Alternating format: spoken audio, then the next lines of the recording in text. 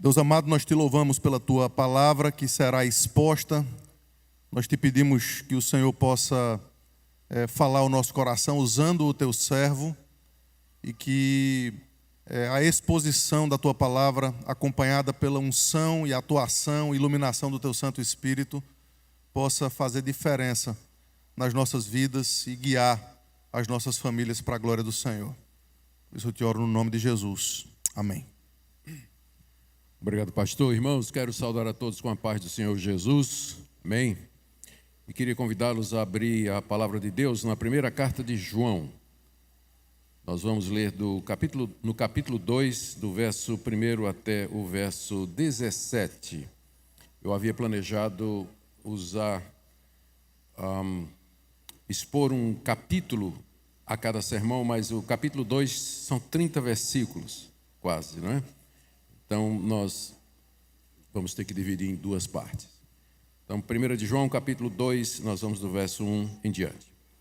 Filhinhos meus, estas coisas vos escrevo para que não pequeis. Se todavia alguém pecar, temos advogado junto ao Pai, Jesus Cristo, o justo. E ele é a propiciação pelos nossos pecados, e não somente pelos nossos próprios, mas ainda pelos do mundo inteiro. Ora, sabemos que o temos conhecido por isso, se guardamos os seus mandamentos.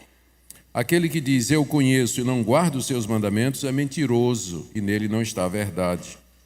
Mas entretanto, aquele que guarda a sua palavra, nele verdadeiramente tem sido aperfeiçoado o amor de Deus. E nisso sabemos que estamos nele. Aquele que diz que permanece nele, esse deve também andar como ele andou. Amados, não vos escrevo mandamento novo, senão um mandamento antigo, qual desde o princípio tivestes. Esse mandamento antigo é a palavra que ouvistes. Todavia vos escrevo um novo mandamento, aquilo que é verdadeiro nele e em vós, porque as trevas se vão dissipando e a verdadeira luz já brilha. Aquele que diz estar na luz e odeia seu irmão, até agora está nas trevas. Aquele que ama seu irmão permanece na luz e nele não há nenhum tropeço. Aquele, porém, que odeia seu irmão está nas trevas e anda nas trevas e não sabe para onde vai, porque as trevas lhe cegaram os olhos. Filhinhos, eu vos escrevo porque os vossos pecados são perdoados por causa do seu nome. Pais, eu vos escrevo porque conheceis aqueles que existem desde o princípio. Jovens, eu vos escrevo porque tendes vencido o maligno. Filhinhos, eu vos escrevi porque conheceis o Pai. Pais, eu vos escrevi porque conheceis aquele que existe desde o princípio. Jovens, eu vos escrevi porque sois fortes e a palavra de Deus está em vós, permanece em vós e tendes vencido o maligno. Não ameis o mundo nem as coisas que há no mundo. Se alguém amar o mundo, o amor do Pai não está nele.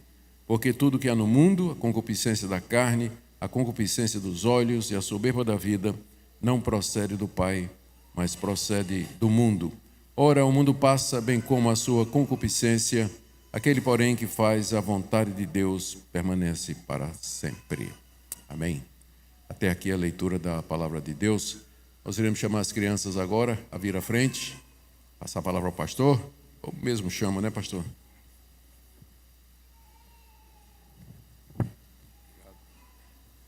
A criançada pode vir?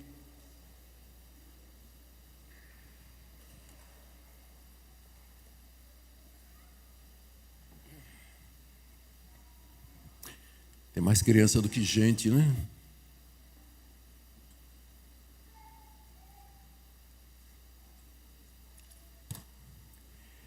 Crianças, vocês sabiam que eu já morei na África? Pois é.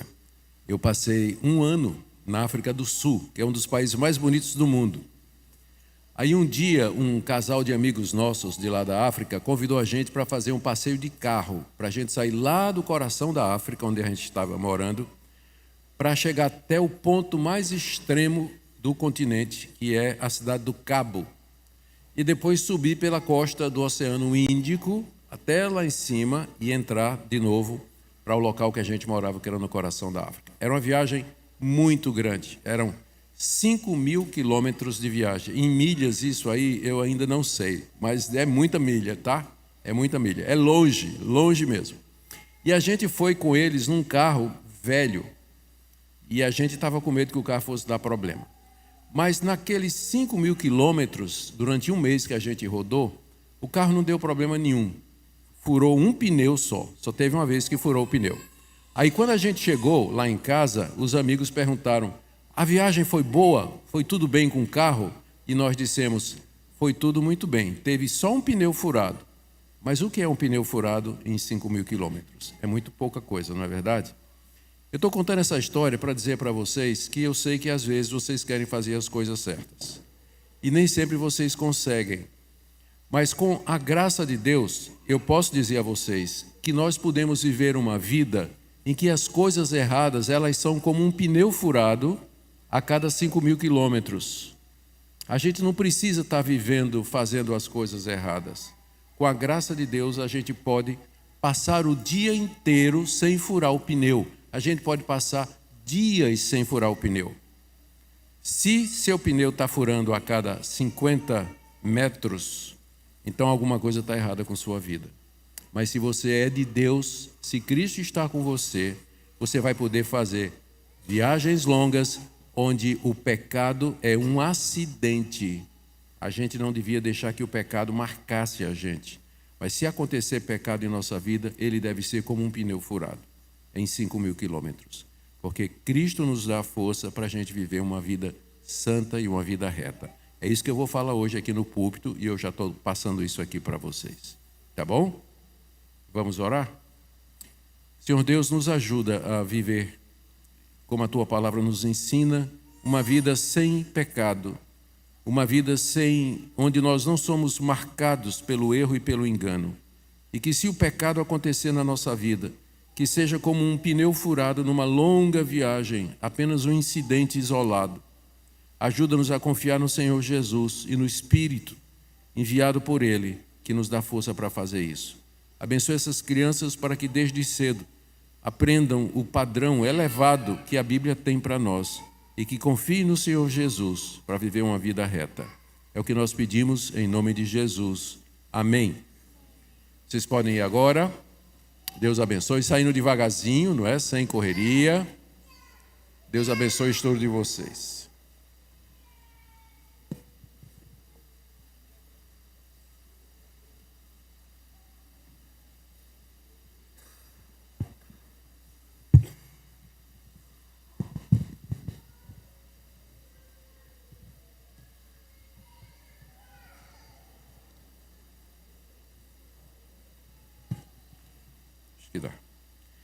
Queridos, antes de começar, avisar vocês que a livraria da nossa igreja ela está funcionando a pleno vapor.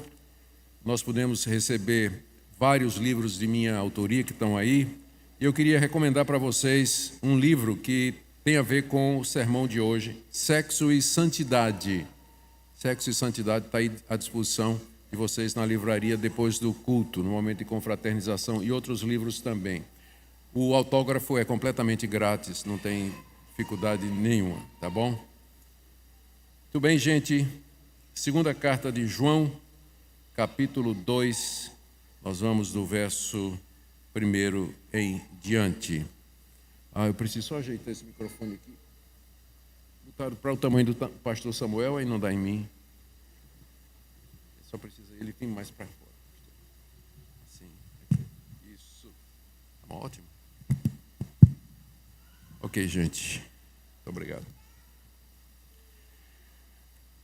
Vamos começar lembrando o que é que nós já vimos da última vez, por amor daqueles que não estiveram aqui e também para a gente manter o contexto. O apóstolo João escreveu essa carta a crentes que estavam sendo assediados por falsos mestres que traziam uma doutrina perigosa e destrutiva para o cristianismo. Esses mestres diziam que Cristo não tinha um corpo humano real, que Cristo era apenas uma aparência, um fantasma como um holograma, uma projeção, e que os pecados que nós cometemos, eles não têm nenhuma influência no que diz respeito à nossa salvação, porque os pecados estão relacionados com o mundo físico e para Deus só interessa o que é espiritual. Consequentemente, também, nós não precisamos nos preocupar com as necessidades materiais dos nossos irmãos, já que o corpo, na perspectiva desses mestres, era visto como uma coisa inferior ao espírito. Essa visão é chamada de dualismo e ela predominava no mundo greco-romano na época em que essa carta foi escrita. O mundo era dividido em 2 compartimentos: o andar de cima, onde era o mundo das ideias, da verdade, do idealismo, da pureza e da perfeição, e o andar de baixo, que era um reflexo pobre daquilo que era o ideal. O corpo, sendo físico, era considerado então inferior à alma, enquanto que na visão bíblica, corpo e alma têm exatamente o mesmo valor. Cristo morreu para salvar não somente nosso espírito, mas para redimir nosso corpo, por isso que nós esperamos a ressurreição. Então, a doutrina desses mestres trazia um perigo muito grande para as principais doutrinas do cristianismo.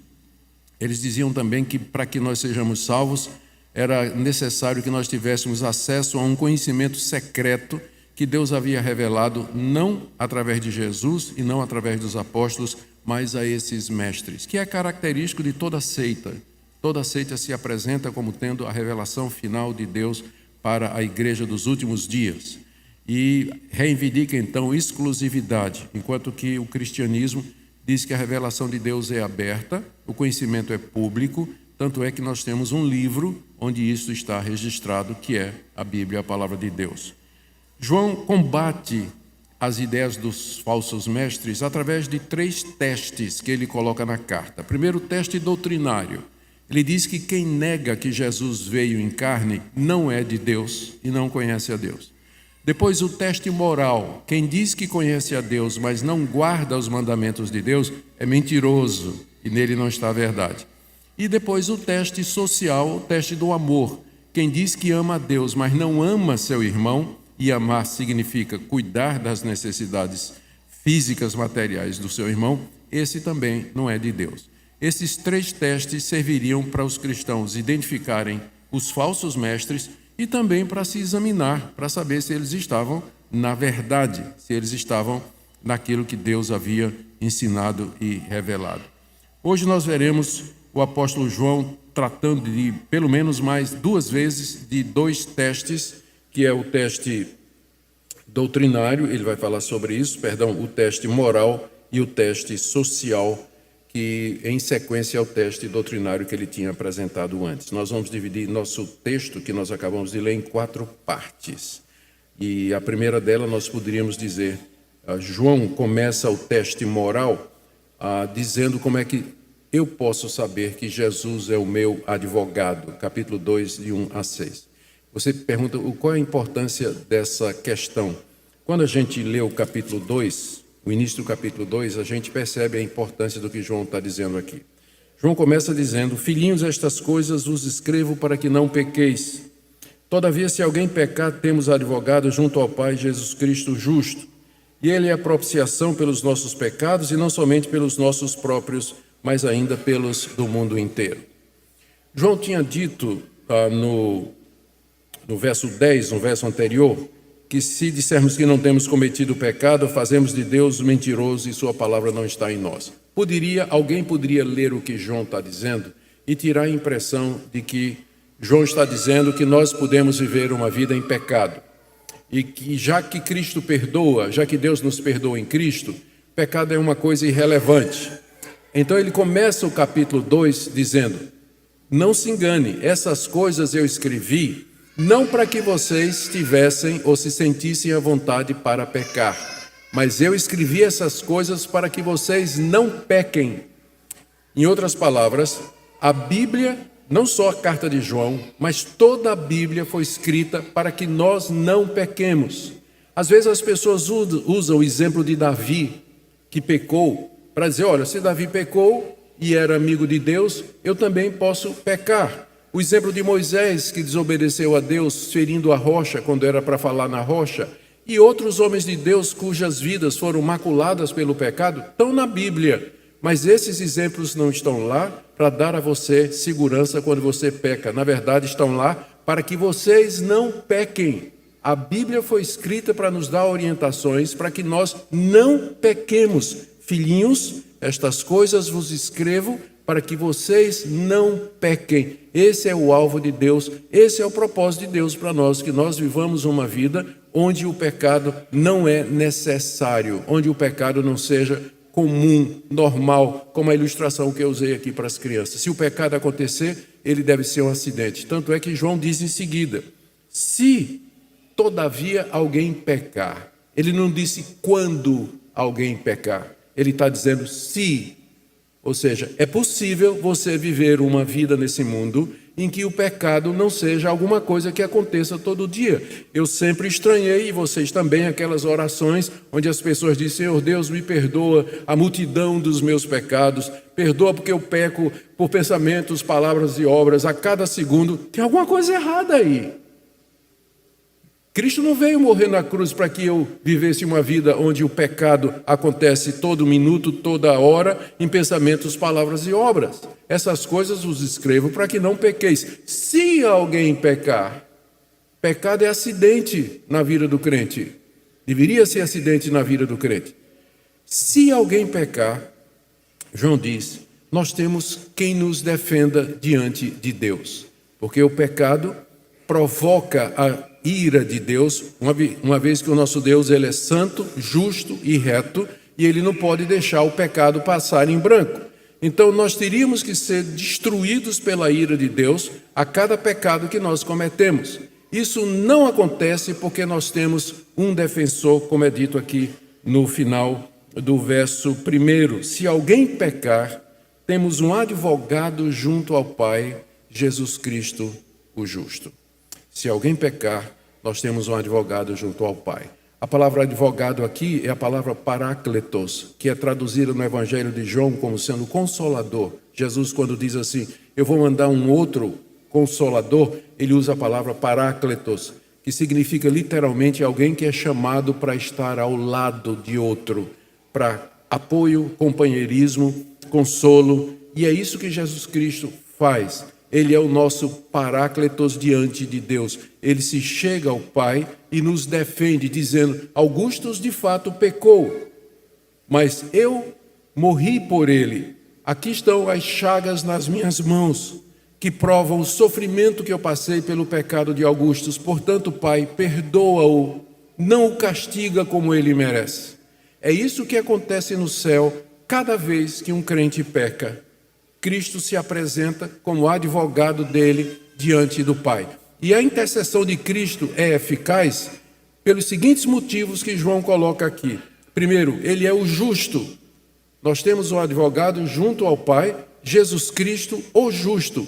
O justo é uma expressão que você vai encontrar no Antigo Testamento e mesmo em outros livros do Novo, para designar o Messias, o justo rei que seria enviado por Deus para governar o mundo no tempo certo. Jesus Cristo é o justo, ele é o Messias, ele é aquele em que se cumpre a promessa que Deus fez a Abraão, em ti serão benditas todas as nações da terra, e no teu descendente as nações serão perdoadas, serão recebidas. Então ele é o justo, o cumprimento das promessas. Segundo lugar, a intercessão dele é eficaz porque ele é a propiciação pelos nossos pecados. Essa palavra propiciação é uma palavra que é tirada do Antigo Testamento. No Antigo Testamento você tinha o tabernáculo, que Deus mandou que Moisés fizesse, e na parte mais interior tinha uma arca, uma caixa coberta de ouro, e tinha uma tampa que era chamada de propiciatório. Nessa tampa havia 2 anjos cujas asas se tocavam no meio.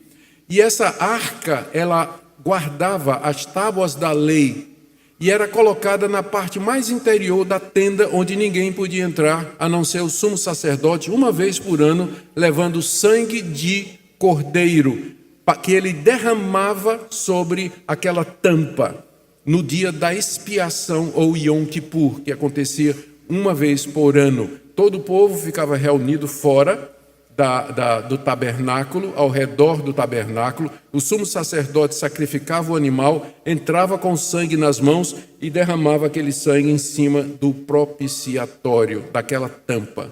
Essa palavra propiciatório é a mesma palavra que João está usando aqui. Ele é a propiciação pelos nossos pecados. Em vez de nós levarmos sangue de animal e derramar sobre uma arca, nós confiamos no sangue que foi derramado na cruz do Calvário há 2000 anos atrás, quando Deus ofereceu definitivamente a propiciação pelos nossos pecados no sangue do seu Filho. Cristo é aquele que, por assim dizer, tampa o pecado. Porque o que é que tem dentro da lei, dentro da arca? A lei que nos condena, mas agora ela está coberta com o sangue de Cristo. Ele é o pagamento pelos nossos pecados. Aquilo que a lei condena, o sangue de Cristo purifica. Por isso que é importante você saber se Cristo é o seu advogado. Porque se você pecar, a ira de Deus está sobre você, porque Deus é santo, justo e verdadeiro. Você precisa saber se você tem Cristo lhe defendendo, porque isso vai garantir a você a vida eterna. Caso contrário, você vai ter que pagar com a sua vida eternamente no inferno toda a culpa contra Deus. O sacrifício de Cristo, a intercessão dele é eficiente em terceiro lugar, primeiro porque ele é o justo, segundo porque é a propiciação pelos nossos pecados, por isso ele pode interceder e obter perdão de Deus em nosso favor, e terceiro porque a propiciação que ele fez é tão poderosa que se o mundo inteiro tivesse sido chamado por Deus, haveria perdão no sangue de Cristo, como ele diz aqui, que ele é a propiciação não somente pelos nossos pecados, mas pelos do mundo inteiro. Não significa que o mundo inteiro vai ser salvo, significa que há poder suficiente no sangue de Cristo para que se o mundo inteiro se arrependesse e cresce, seria perdoado. Ou como nós dizemos na teologia reformada, o sangue, a morte de Cristo, ela é suficiente para salvar o mundo, mas eficiente apenas para os que creem, apenas para aqueles que são de Deus, porque nem todos serão alcançados pelos benefícios do que Cristo fez na cruz do Calvário. E aí vem a pergunta, como é que você sabe que você é um deles?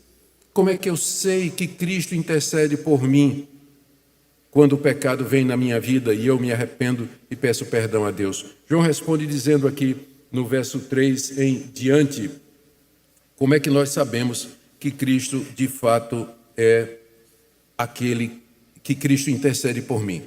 Ele traz algumas consequências do que ele acabou de ler a partir do verso 3. Veja só, a partir do verso 3. Nós sabemos que o temos conhecido por isso. Entendeu? Depois dele fazer a exposição de que se pecar, nós temos um advogado dentre nós, a pergunta é, como é que eu sei que ele intercede por mim? Resposta, nós sabemos que o temos conhecido, ou seja, que ele é o meu advogado, e que eu sou defendido por ele, se guardamos os seus mandamentos. É assim que eu sei que Cristo é o meu advogado e que ele intercede por mim lá no céu. Eu não estou vendo ele fazendo isso. Eu não estou vendo Cristo intercedendo por mim. Mas como é que eu sei aqui na terra que ele está fazendo isso por mim? Se eu guardo os mandamentos dele. Se eu ando nos caminhos de Cristo. Se eu vivo de acordo com aquilo que ele ensinou, especialmente o mandamento do amor, que foi o mandamento mais destacado pelo Senhor Jesus, de acordo com o evangelho que João escreveu. Daí, algumas consequências acontecem que João coloca como um teste, não só para a igreja, mas para conhecer também os falsos mestres. Aquele que diz, estou no verso 4, eu o conheço e não guardo os seus mandamentos, é mentiroso e nele não está a verdade. Se você diz que você conhece a Cristo e que Cristo é o seu advogado diante do Pai e que você está salvo porque Cristo morreu por você, mas você não anda nos mandamentos de Cristo, você é mentiroso e a verdade não está em você. E como consequência você vai sofrer a penalidade dos seus pecados, porque Cristo não está advogando em seu favor. Se tivesse advogando em seu favor, você estaria andando nos mandamentos dele. Mas como você não anda, aqui vem a segunda consequência. Aquele que diz que guarda a sua palavra, aquele, entretanto, verso 5, que guarda a sua palavra, nele verdadeiramente tem sido aperfeiçoado o amor de Deus. Nisto nós sabemos que estamos em Cristo. Se você guarda a palavra de Cristo, João diz aqui, verdadeiramente em você tem sido aperfeiçoado o amor de Deus. O amor de Deus, Deus em seu amor, pretendeu desde a fundação do mundo, desde antes da fundação do mundo, tirar um povo de entre a humanidade perdida e caída para ser um povo para Ele, para ser um povo que o adorasse. E nisso está o amor de Deus, que mandou seu Filho como propiciação para resgatar esse povo. Se você anda nos caminhos de Cristo, se você obedece a Deus, esse plano amoroso de Deus verdadeiramente tem sido aperfeiçoado na sua vida. Ou usando as palavras de João, se guardamos os mandamentos dele, em nós o amor dele tem sido aperfeiçoado. Quer dizer, o amor de Deus alcançou o seu cumprimento, a sua plenitude, a sua finalidade. A finalidade de Deus é que nós vivamos uma vida de acordo com sua vontade. Se pecar, nós temos um advogado junto ao Pai. É nisso que está o amor de Deus. Não está em bens materiais, embora ele possa fazer isso, prosperidade financeira, embora ele possa fazer isso, mas a expressão maior do amor de Deus é quando ele resgata pecadores como você e como eu, por causa da intercessão do seu Filho Jesus Cristo, que é o pagamento pelos nossos pecados. E nisso você sabe que você é de Deus, e em você o amor de Deus tem sido aperfeiçoado. Eu estou seguindo o raciocínio de João. O raciocínio de João é como uma espiral crescente, não é? Um pensamento vai puxando o outro e ele vai expandindo, e não é linear como o apóstolo Paulo, mas vocês vão ver que ele sempre está voltando ao mesmo assunto, entrando por um... Ele pega um gancho e começa um outro assunto, você pensa que está fora, mas não está, e vai crescendo, e é uma maneira muito boa de aprendizado, e é um estilo próprio. Ele termina dizendo no verso 6, um chamado à coerência para os cristãos. Aquele que diz que permanece nele... É isso que todo cristão diz, não é verdade? Eu estou em Cristo, Cristo é o meu Salvador. Aquele que diz que permanece nele, esse também deve andar como ele andou. Como é que Cristo andou aqui nesse mundo? Uma vez ele disse, minha comida e minha bebida consistem em fazer a vontade de meu Pai que está nos céus. Se você diz que conhece a Jesus e que Jesus é o seu advogado diante de Deus, você deve andar como ele andou. Se você professa ser cristão, se você diz que conhece a Deus, que você crê no Evangelho, mas você anda fora dos caminhos de Deus, não se engane. Você está iludindo só a você mesmo. A sua declaração é mentirosa, ela não é verdadeira. Por isso que eu disse que estes são testes que João coloca para que nós nos examinemos e nós examinemos os falsos mestres. Toda vez que vier uma doutrina, um pastor, uma igreja, um movimento, que de alguma maneira diga que você pode ser crente e ainda assim viver no pecado, não é de Deus. Estas coisas vos escrevo para que não pequeis. Se alguém se apresenta como evangélico, como pastor, e dá a você a liberdade de você continuar na fornicação, na imoralidade, na pornografia, na impureza, na desonestidade, ele não é de Deus. Porque se fosse de Deus, ele diria que você deve andar como Cristo andou. E se pecar, você tem um advogado junto ao Pai, Jesus Cristo, o justo. Já que João falou, agora vamos para a segunda parte. Já que João falou em mandamento de Cristo, agora ele explica que mandamento ele tem em mente, que é o mandamento do amor, que está do verso 7 até o verso 11, e aqui introduzindo pela primeira vez o teste social. Ele passa para os seus ouvintes o mandamento do amor, versos 7 e 8. Amados, não vos escrevo mandamento novo, senão um mandamento antigo, o qual desde o princípio tiveste. Veja a ligação, ele tinha dito, quem conhece a Cristo, anda no mandamento de Cristo. E que mandamento é esse? Aí ele vai explicar agora, que mandamento é esse? Eu não escrevo um mandamento novo, senão um mandamento antigo, que desde o princípio tivestes. E este mandamento antigo é a palavra que ouvistes. Todavia vos escrevo um novo mandamento, aquilo que é verdadeiro nele e em vós, porque as trevas se vão dissipando e a verdadeira luz já brilha. O mandamento aqui é o mandamento do amar, de nos amarmos uns aos outros, de amar o irmão. João diz que isso que ele está escrevendo não é uma coisa nova, não é novidade, porque eles já sabiam isso desde o princípio. O amor ao próximo faz parte da pregação do Evangelho. Então, quando os leitores de João ouviram o Evangelho pela primeira vez, eles também ouviram isso. que aquele que ama a Deus e que foi salvo pela graça de Deus, ele ama seu irmão também. Então, não é nada novo que João está dizendo, é um mandamento antigo que eles ouviram desde o princípio, quer dizer, desde o princípio da evangelização deles, desde o início da pregação do evangelho entre eles. Mas há um sentido em que esse mandamento, ele é novo. João diz no verso 8, todavia vos escrevo um novo mandamento, aquilo que é verdadeiro nele e em vós, porque as trevas se vão dissipando e a verdadeira luz já brilha. O mandamento do amor em Cristo, ele se torna novo, porque ganhou a sua expressão maior. Quando Cristo deu sua vida na cruz por nós, ali ele ilustrou o que é que significa amar ao próximo. Significa você amá-lo a ponto de dar a sua vida por ele. Então, em Cristo, esse mandamento ganhou uma nova dimensão. A treva passou e a luz chegou. A vinda de Cristo iluminou o nosso entendimento, iluminou esse mandamento, dando essa nova dimensão. Agora eu sei o que é que significa amar. Amar significa não dizer, eu te amo, meu irmão, mas significa você meter a mão no bolso, você passar o zele, você ir na casa do irmão, você visitar o irmão, você cuidar do seu irmão nas suas necessidades. Por que João enfatiza isso? Porque os falsos mestres estavam dizendo que as coisas do corpo, as coisas materiais são irrelevantes diante de Deus, que Deus só se preocupa com o espírito.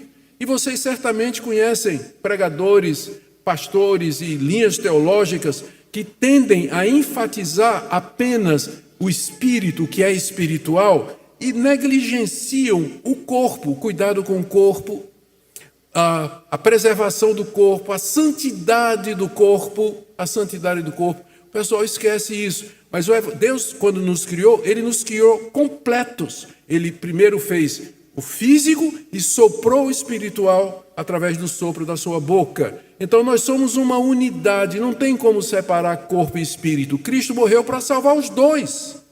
Portanto, o corpo é importante. Se o meu irmão está passando necessidade, eu preciso cuidar dele, eu preciso ajudá-lo também materialmente, se essa a circunstância requerer. Duas implicações desse mandamento antigo e novo, que é do amar ao próximo. Primeira consequência no verso 9, aquele que diz que está na luz, ou seja, aquele que diz eu conheço a Deus, fui salvo por Cristo, conheço a verdade, aquele que diz estar na luz e odeia seu irmão, até agora está nas trevas. Odiar o irmão aqui no contexto não é você desejar matá-lo, embora inclua isso, mas significa indiferença. Você não está nem aí. Você diz assim, eu não amo nem odeio. Odeia, porque a falta de amor, o oposto do amor aqui não é o ódio no sentido de desejar o mal de alguém, mas é simplesmente indiferença. Aquele que diz que está na luz, mas odeia seu irmão, ou seja, não é que eu não tenho raiva dele, ele nunca me fez nada de mal, mas eu simplesmente não me interessa, eu não me comovo, não me preocupo se ele está passando necessidade, está passando fome, está doente, está precisando de ajuda, eu não estou nem aí.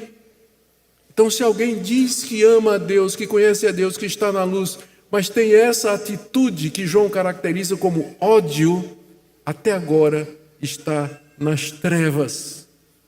Não está na luz do Evangelho, está se enganando, Ele está em trevas. Mas, verso 10, eu disse que eram duas consequências, não é?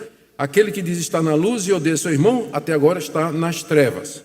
Ele repete isso no verso 11. Aquele que odeia seu irmão está nas trevas, anda nas trevas, não sabe para onde vai, porque as trevas lhe cegaram os olhos. Trevas aqui é a ignorância a respeito de Deus. É o desconhecimento, é a falta de conhecimento verdadeiro daquele que é luz, que é Jesus Cristo. A autoilusão religiosa é muito forte, meus irmãos. Tem gente que pensa que está salvo, tem gente que pensa que é cristão. Ele não consegue fazer uma análise da vida dele, ele não consegue perceber onde ele está, exatamente porque as trevas cegaram os seus olhos. Um dos efeitos, dos piores efeitos do pecado, é o que a gente chama pecado, é o efeito noutético. O pecado não somente nos abala moralmente, mas ele afeta a nossa capacidade de conhecer, de pensar, ele afeta a nossa consciência, nossa capacidade de autoanálise. Então é possível alguém pensar que é crente quando ele não é. Por isso que a Bíblia está cheia de testes objetivos e externos para saber se uma pessoa é de Deus ou não. Se você diz que ama, está na luz, mas odeia seu irmão, na verdade, até agora você está em trevas. O teste é esse. Uma das provas que você é cristão, uma das provas que você é um crente verdadeiro, é que você está disposto a se sacrificar pelos seus irmãos em Cristo. Está disposto a ajudá-los a renunciar a alguma coisa, exatamente como Cristo fez, tornando esse mandamento novo. Agora, a outra consequência no verso 10. Aquele que ama seu irmão permanece na luz. E nele não há tropeço. Isso que significa que ele não serve de tropeço para outras pessoas. Que é o que acontece quando alguém declaradamente cristão é completamente indiferente às necessidades dos outros, ou detesta os outros. Ele se torna um tropeço. As pessoas dizem, essa pessoa diz que é crente, essa pessoa diz que é evangélico, essa pessoa diz que conhece a Deus, mas eu só vejo ele xingando os outros, criticando, cheio de desconfiança, não ajuda ninguém, é avarento, nunca abriu a bolsa para ajudar alguma pessoa. Então, quem diz que está na luz, mas odeia seu irmão, ele está mentindo e está em trevas. Mas quem ama a seu irmão, nele não há tropeço. A pessoa vai olhar para você e vai dizer, de fato, essa pessoa é crente. Olha o amor que ela tem. Ela ama as pessoas. Ela se dá pelas pessoas. Nesse sentido, as nossas obras falam mais alto do que as nossas palavras. Falam mais alto do que as nossas palavras. João termina o teste aqui, e é um teste pesado, não é verdade? Se a gente se submeter isso aqui, a gente vai dizer, meu Deus, quem é que vai sobrar de crente aqui, não é? João sabe que ele colocou, não injusto, porque injusto ele não é, mas João sabe que o padrão de Deus é um padrão elevado. Então o que ele faz agora, na terceira parte do que eu li, é encorajar os seus leitores, como se dissessem assim, mas quanto a vocês, eu sei que vocês não estão em trevas. Eu estou escrevendo essas coisas por causa dos falsos mestres, mas eu estou confiante que não é o caso de vocês. Por isso ele diz, filhinhos, eu vos escrevo, porque os vossos pecados são perdoados por causa do seu nome. Pais, eu vos escrevo, porque conheceis aquele que existe desde o princípio. Jovens, eu vos escrevo, porque tendes vencido o maligno, e assim por diante. Ele encoraja os seus leitores. A primeira pergunta que a gente faz quando a gente lê esse encorajamento é, a quem ele se refere? Quem são os filhinhos, pais e jovens? A primeira tendência é pensar que são faixas etárias. Não é faixa etária, porque o que João diz aqui de cada um desses grupos é verdade a respeito de qualquer pessoa que seja crente. Então não é faixa etária. Outros acham que é amadurecimento espiritual, os filhinhos sendo o novo convertido e os pais os já mais maduros espiritualmente. Mesmo argumento, o que João diz aqui cabe em qualquer época da sua vida. A melhor explicação é que filhinhos, pais e jovens está se referindo aos crentes, a todos os crentes. E João está destacando um aspecto específico de sermos cristãos, em cada uma dessas situações. Então, quando ele diz assim, filhinhos, ele está se referindo a nós como aqueles que foram feitos filhos de Deus mediante o sangue de Jesus. Quando ele se refere a nós como pais, ele está dizendo que nós vamos, como o pai faz com seu filho, transmitir esse conhecimento para as próximas gerações. Quando ele fala jovens, se refere a todos nós. Somos ousados, corajosos em nome de Jesus. Então, tudo que é dito aqui se refere aos crentes em toda, qualquer situação e em cada época da vida. Se não, vejamos, ele diz, primeiro, eu vos escrevo porque, verso 12, filhinhos vos escrevo porque os vossos pecados são perdoados por causa do seu nome.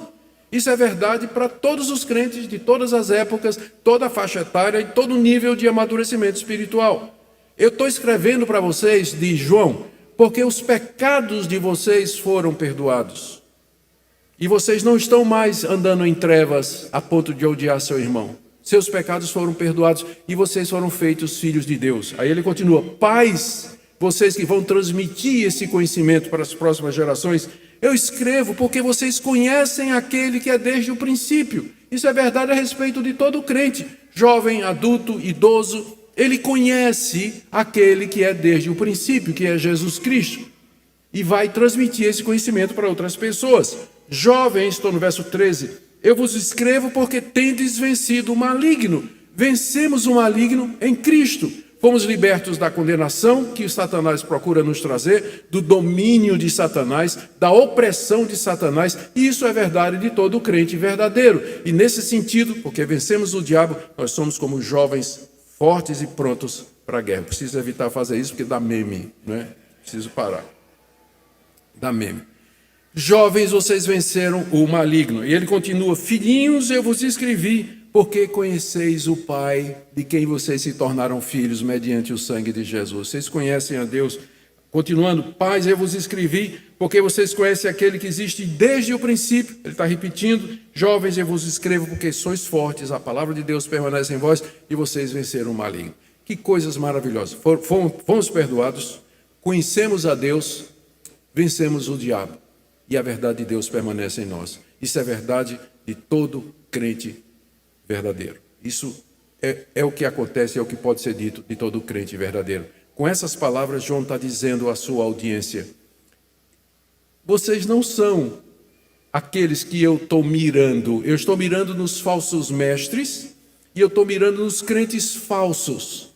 Eu sei que vocês são crentes verdadeiros. É por isso que eu escrevo e é por isso que eu escrevi para vocês, para assegurar vocês a respeito da vida eterna e do perdão de pecados. Gente, que coisa maravilhosa, não é? É assim que a Bíblia funciona, é assim que o Evangelho funciona. Por um lado, Deus vem e nos coloca numa posição em que nós só podemos dizer, Deus tenha misericórdia, eu sou um pecador, eu estou perdido, se o Senhor for me julgar agora, eu serei lançado no inferno, eu não mereço nada senão a tua ira. E a lei de Deus serve para isso, esses testes têm como objetivo mostrar que você é de fato um pecador, para em seguida João chegar com a graça e dizer, o sangue de Jesus nos purifica de todo o pecado. Temos um advogado junto ao Pai, que é Jesus Cristo o justo. Se tão somente você crer nele, que ele veio em carne e que ele é o Filho de Deus e que morreu na cruz por nós. Esse é o Evangelho de Cristo. E João termina aqui retomando o teste moral. Retomando o teste moral, que vai do verso 15 até o verso 17. A relação, o link é fácil de estabelecer. Ele tinha dito que o mandamento de Cristo é o amor e que nós devemos amar o nosso irmão. Mas tem uma coisa que nós não devemos amar, o mundo. Nós amamos os irmãos, mas não amamos o mundo. Então a próxima sessão é ligada pelo conceito de amar, só que dessa vez negativamente. João está dizendo, o verdadeiro crente, ele ama seu irmão, mas ele não ama o mundo. Vamos ler o texto mais uma vez, verso 15. Não ameis o mundo, nem as coisas que há no mundo. Se alguém amar o mundo, o amor do Pai não está nele. Tudo que há no mundo, a concupiscência da carne, concupiscência dos olhos, soberba da vida, não procede do Pai, mas procede do mundo. Ora, o mundo passa bem como a sua concupiscência, aquele, porém, que faz a vontade de Deus permanece para sempre. Primeiro mandamento dele, ele diz assim, queridos, não amem o mundo e nem as coisas que há no mundo. Mundo aqui não é a criação. João usa a palavra cosmos, mundo, em vários sentidos na sua literatura, tanto no Evangelho como nas 3 cartas e no livro de Apocalipse, que é a literatura joanina que nós temos no Novo Testamento. Mundo aqui não é o mundo criado. Às vezes a gente diz assim, como o mundo é belo, né? A gente está se referindo às árvores, às montanhas, aos rios, ao Grand Canyon, todas as belezas, né, que Deus fez. Ele não está falando disso aqui. Nós podemos amar a criação de Deus, a curtir a criação de Deus, sair de motocicleta com os amigos para passear e ver as belezas naturais. Isso nós podemos fazer e é um reconhecimento da variedade, riqueza, poder e graça, sabedoria e criatividade do nosso Deus. Mundo também aqui não é a humanidade, porque às vezes esse termo é usado. Deus amou o mundo de tal maneira. Ali se refere à humanidade, se refere às pessoas. João não está falando aqui, não ameis o mundo, a humanidade, as pessoas. Mundo aqui se refere à maneira de viver das pessoas que andam em trevas e que não conhecem a Deus. Existe uma cultura que é formada a partir da ignorância de Deus. Sociedades inteiras, maneira de ver o mundo, cosmovisões se formam a partir de pessoas que não conhecem a Deus e que têm seus próprios deuses e seus próprios referenciais. Então, essa é a maneira de viver. Mundo aqui é essa maneira de viver das pessoas que não conhecem a Deus. Seus costumes, suas práticas, a maneira como eles têm lazer, a maneira como gastam dinheiro, a maneira como eles usam sexo e assim por diante. Existe toda uma cultura feita a partir do desconhecimento de Deus. É isso que é mundo. João diz, não amem o mundo, ou seja, não vivam como os descrentes vivem. Não gostem das coisas que eles gostam. Não apreciem, não aprovem a maneira deles viverem. O mundo e o que nele há. E ele dá várias razões para isso. Primeira razão, se alguém amar o mundo, o amor do Pai não está nele. São duas coisas exclusivas. Ou você ama o mundo, ou você ama ao Pai. Ou você ama o Pai do nosso Senhor Jesus Cristo, que o mandou para nos livrar do pecado. Mas você não pode amar as duas coisas ao mesmo tempo. João aqui está refletindo o que Jesus disse lá no Sermão do Monte. Ninguém pode servir a dois senhores. Ou você ama a Deus e as coisas do reino de Deus referente a Deus, ou você ama o mundo, mas você não pode ser um cristão mundano. Infelizmente, durante alguns anos, hoje em dia já passou mais, mas houve uma época em que prevaleceu essa ideia do crente carnal. O que seria um crente carnal? Seria uma pessoa que é crente, ela está salva, ela vai para o céu, mas porque ela vive praticando o pecado, porque ela vive no mundo, ela vai entrar no céu sem galardão nenhum. Ela até diz assim, eu não quero recompensa nenhuma de Deus, eu não quero galardão nenhum, eu quero só entrar no céu. Eu sou crente, vou para a igreja, dou meu dízimo, mas durante a semana eu estou vivendo minha vida, eu só quero entrar no céu. Bad news, não existe isso. Ou você ama a Deus, ou você ama o mundo. São amores exclusivos. Já ouviu falar de amores que excluem um ao outro? O amor, ele tem essa capacidade de, quando você ama a coisa certa, você expulsa a coisa errada. Não amem o mundo, porque se você amar o mundo, o amor de Deus não está em você. Nem significa que você não é amado de Deus, porque se Deus lhe amasse, se Deus tivesse lhe chamado e lhe perdoado, você não amaria o mundo, ou você não tem o amor de Deus. Essa é uma das características do Evangelho de João. Ele, às vezes, coloca um termo ambíguo. A ambiguidade enriquece o sentido. Quando ele fala o amor de Deus, significa o amor que Deus tem por mim, ou o amor que eu tenho a Deus. Não é isso? Quando fala assim, o amor de Deus não está em você. O que é que isso significa? O amor de Deus não está em mim. Significa que o amor que Deus me tem não está em mim, não existe. Ou o amor que eu devo ter a Deus também não existe. Às vezes a gente não sabe o que é que João está dizendo, exatamente por isso. É uma ambiguidade da língua grega, porque a ambiguidade, ela agrega mais sentidos. Então, quando ele diz, se você amar o mundo, o amor do Pai não está em você, significa que o amor de Deus não está em você, ou seja, você não é amado de Deus, porque se você fosse amado por Deus, você não amaria o mundo. E significa também que o amor a Deus não está em você, porque você ama o mundo. Os dois sentidos estão aqui. E eles excluem o amor ao mundo. Então a primeira razão para você não amar o mundo é que se você amar o mundo, o amor de Deus não está em você. Segunda razão, que tudo o que existe no mundo não procede de Deus. E ele enumera 3 coisas. Tudo que há no mundo, verso 16. Aí ele diz, a concupiscência da carne, eu fiz até uma listinha aqui para poder descrever isso aqui melhor. A concupiscência da carne significa... Eita, onde é que está? Meu pai. Samuel não roubou meu sermão dessa vez.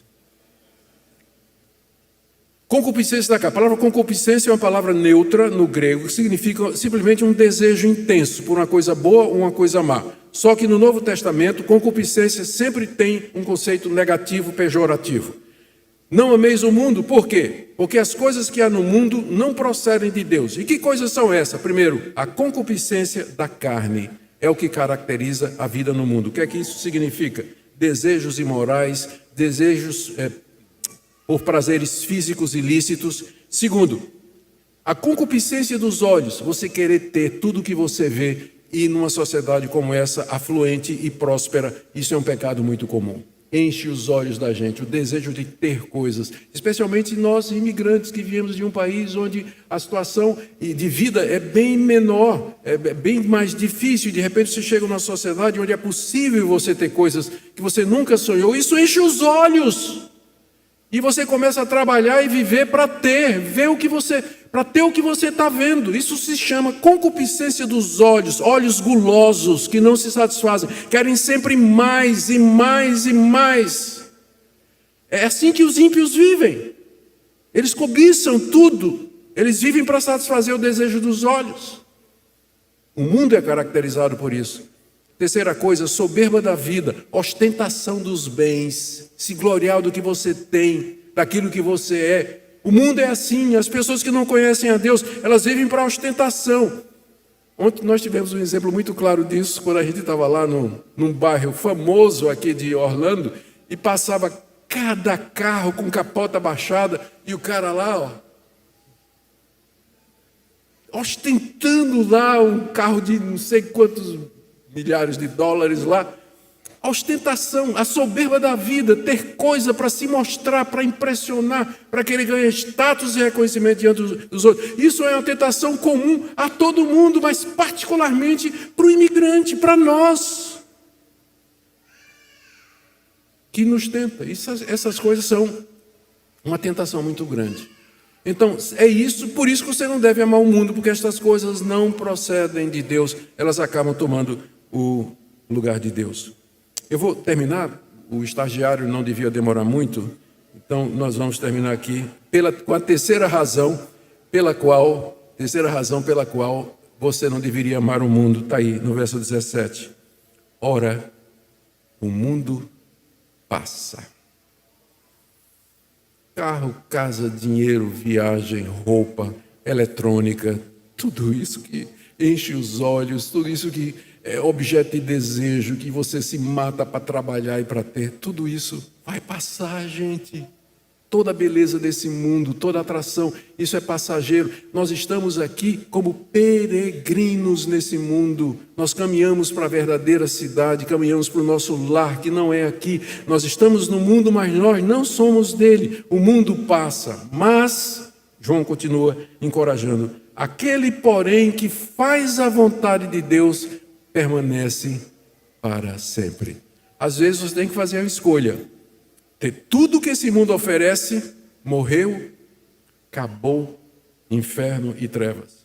Ou renunciar àquilo que é ilícito, viver uma vida frugal, simples, diante de Deus, mas viver eternamente com Ele. Eu, diante de uma escolha como essa, eu não tenho dúvida do que é que eu quero. E eu peço a Deus a graça de permanecer para sempre, viver no novo céu e na nova terra, onde habita a justiça, com Cristo e todo o seu povo, para todo sempre. Essa é a escolha que João quer que os seus leitores façam e que Deus nos chama para fazer. Eu quero terminar, queridos, com algumas aplicações aqui para nós, disso que nós tentamos dizer aqui. O que é que João queria que seus leitores aprendessem? O que é que ele queria com isso? Primeiro, que ao contrário do ensino dos falsos mestres, o pecado é sério, o pecado é importante, o pecado faz diferença e afeta nosso relacionamento com Deus, e que o alvo de Deus é que nós não vivamos uma vida em pecado. Pecado tem que ser um acidente na vida do crente. Outra coisa que João quer que seus leitores saibam é que se eles vierem a pecar, Cristo nos defende eficazmente diante do Pai. E é por isso que nós não somos destruídos. Por isso que nós podemos todo dia de novo chegar perto e dizer: Senhor, me perdoa. Senhor, tenha misericórdia de mim. João também quer que os seus leitores saibam que, ao contrário do que os falsos mestres estavam ensinando, as necessidades físicas de nossos irmãos são importantes e fazem parte de ser crente, ajudarmos essas pessoas no que elas precisam. E João também quer que os seus leitores saibam, ao contrário do que os falsos mestres ensinam, que nós não devíamos amar o mundo. E que existe uma um antagonismo intransponível entre o amor ao mundo e o amor a Deus. Uma palavrinha para você que caiu em pecado. Talvez você esteja aqui nessa manhã, mas você está em pecado. A sua consciência está dizendo para você isso. O Espírito de Deus falou ao seu coração e você sabe que você pecou. Eu quero dizer para você que se há de fato arrependimento, Jesus Cristo é o seu advogado. Ele intercede por você. Chegue-se diante de Deus com humildade, confissão e arrependimento, e o sangue de Jesus vai purificar você de toda iniquidade. Uma palavrinha aqui para você que talvez aprendeu errado, um evangelho errado, e você tem usado o evangelho como desculpa para viver uma vida no pecado. Hoje eu quero que você saiba a verdade. Essas coisas foram escritas para que você não peque, não para que você viva uma vida no pecado, se desculpando, dizendo, Deus é bom, Deus perdoa, Davi pecou, eu também quero pecar. Se você está nessa situação, aprenda o evangelho verdadeiro nessa manhã. O evangelho veio, Cristo veio para que você não peque. Talvez esteja alguém aqui nessa manhã que tem uma mágoa, um rancor, uma indiferença para com algum irmão. Pode ser na sua família, pode ser na igreja, pode ser no relacionamento. Isso pode acontecer e nós podemos pedir perdão a Deus e Deus nos cura. Reconciliação, entretanto, pode ser necessário. E eu queria que você examinasse seu coração. Se você pode dizer que ama de fato a Deus e que em você não há tropeço, que você não odeia ninguém. Se na sua cabeça vier um nome, comece orando por essa pessoa. E na primeira oportunidade, procure reconciliação. Às vezes reconciliação é impossível. A pessoa de lá não quer. Mas a Bíblia diz, o quanto estiver em vós, tende paz com todos os homens. Então você faz sua parte e deixa o restante na mão de Deus. E por último, talvez haja nessa manhã alguém fascinado, encantado com as coisas desse mundo. E isso acaba virando um ídolo e a razão pela qual você faz todas as coisas.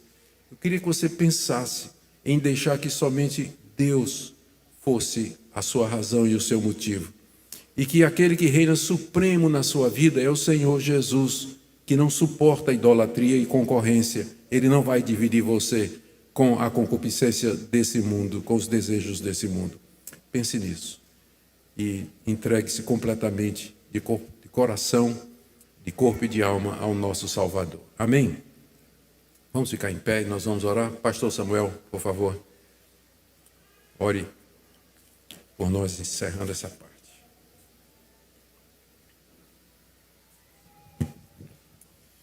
Deus amado, nós te louvamos, porque o Senhor é bom e porque a tua misericórdia de fato nos alcança. Obrigado pela tua palavra. Obrigado, Senhor Deus, porque a gente pode ouvi-la e perceber onde a gente precisa ajustar os nossos pensamentos, os nossos atos, as nossas omissões. Senhor Deus, como é bom saber que quando erramos o alvo, nós temos um advogado a quem recorrer. Esse justo advogado, que é a propiciação pelos nossos pecados. Ele traz para nós novidade de vida. Tira de nós, Senhor Deus, todo amor às coisas desse mundo. Tira de nós todo o desejo que não pertença ao Senhor, que não seja o cumprimento da tua lei. Tira de nós todo ódio, todo rancor, toda amargura, que possa, a partir da tua palavra, pela atuação do Espírito Santo, Deus amado, haver reconciliação, haver retorno, haver volta, e que o evangelho extraordinário do nosso Salvador possa fazer diferença. Que nós não sejamos negligentes ouvintes da tua palavra, mas que ao ouvir a tua lei, nós possamos construir a nossa casa na rocha, que é a obediência à tua palavra. Por isso nós oramos no nome precioso de Jesus. Amém. Continue de pé.